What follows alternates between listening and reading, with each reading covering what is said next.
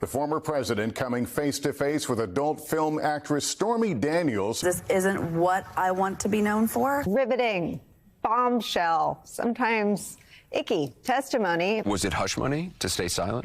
Yes, I was concerned for my family and their safety. This is her lawyer, Clark Brewster. Couldn't be prouder of my client. The cross was right up her alley, and she dealt with it well. She was not going to let, her story be mischaracterized. Stormy Daniels is a key witness in this trial. She spent about 8 hours on the stand. Her testimony is crucial to whatever happens next. And we are joined now by her aforementioned lawyer, Clark Brewster. Thanks for being here. My pleasure, Ari. What do you think she got across as a witness about the things she knew from her own experience, primary knowledge, in this trial?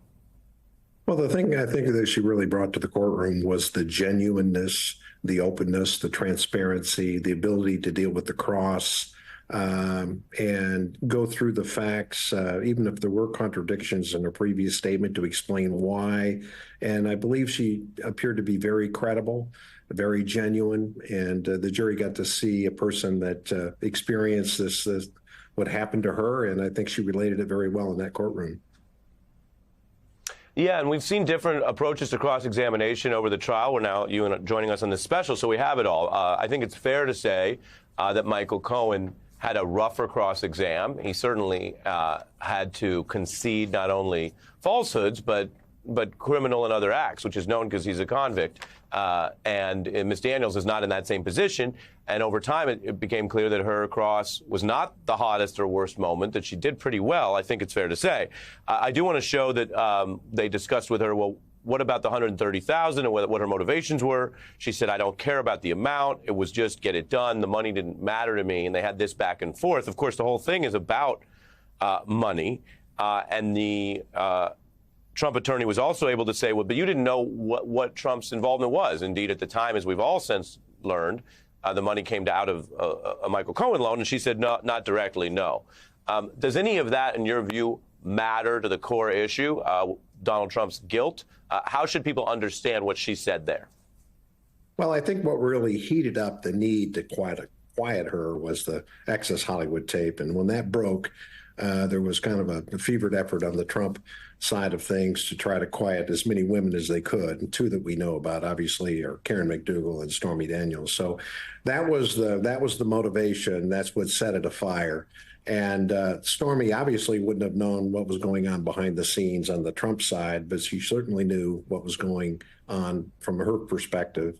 And from her perspective, she thought, if this is documented and dealt with in a way, if something happens to me, I'll feel as if I have at least some protection that it's documented and known about. So that was her plan. And it was either to go public and reveal what happened so it was a matter of record, or have it documented in the form of a non-disclosure agreement with the payment of some money at least to document that. And that's what she did. In the questioning, Trump's lawyers seem to suggest or argue that Ms. Daniels' work, that her career somehow makes her less than credible, or even in their argument somehow a questionable individual. I don't know whether they'll return to that in closing. Do you think they crossed a line there? Well, if they crossed the line, I think the jury saw who she really was and what she dealt with in her life and how she dealt with it. She's had incredible success as a person in not only that industry, but the film industry and what she's chosen to do since being so involved in film. So I think that falls flat. But I do believe that was the narrative that he believed to take advantage of her, that she was in this industry, that she would not tell people, or that she could bring more women into his sphere. So, I mean, the very thing that they're accusing her of now is what made her a target for him, in my view. And Clark, it's no secret to you or viewers that being Stormy Daniels' lawyer is a certain kind of job with exposure, political heat. We have the past lawyers up. Keith Davidson ended up testifying in this trial, one of the early witnesses. Michael Avenatti famously represented her and was then convicted of crimes both related to that representation and other crimes, as you know, has been and is still in prison. Since you're here, we heard from him. It was his first jailhouse interview in some time at the dawn of this trial. And since you're here, I want to give you the benefit of responding because he did say things about the history with your client. Take a listen. I think this is the wrong case at the wrong time, Ari. I think that the case is in many ways stale at this juncture. You're talking about conduct that occurred some 8 years ago. It had been represented to me that she had not attempted to extort Donald Trump and the campaign in the waning days of 2016, that they had come to her. And I believed her when she told me that repeatedly. Unfortunately, in early 2019, I came to learn that that was not true. He no longer represents her. You do. Your response? Well, an interesting perspective from a guy that's been convicted of extortion, convicted of fraud, convicted of embezzlement. I mean, to suggest there's some kind of extortion scheme when, in fact, he actually was engaged in extortion in the Nike case is quite interesting. In 19, I began representing Stormy in early March of 19, late February, early March, and I was involved, and I had the conversations with Avenatti that revealed that we knew he had forged her name and embezzled the money. He had been completely quiet, was not returning her phone calls, had just ghosted her for weeks. The idea that he come into the knowledge that she was doing something wrongful and his ethics were so strong that he had to withdraw from representing her is nonsense. Understood. And again, you represent her now, so we wanted to get you on that. Final question, sir. Well, you're smiling. Go ahead. You have more?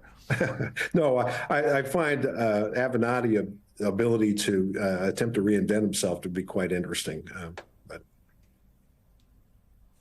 fair enough. In closing, in the final question, do you have any views of what you expect when the jury gets the case? What does this ultimately mean? And whatever the result may be, to your client, Ms. Daniels, who I think it's very fair to say has been through a lot. She has, and it's hard to predict what jurors think. And no matter what you might think, you think one of them will do, when they get into the deliberative process, different results occur. So it'll be really interesting to see their verdict. I think it's going to benefit the prosecution greatly to be able to go last and to explain the evidence in a way that's powerful, that meets the jury instructions. I don't believe there's any real doubt that the criminal acts occurred. The question is whether this jury will convict him. That's the issue.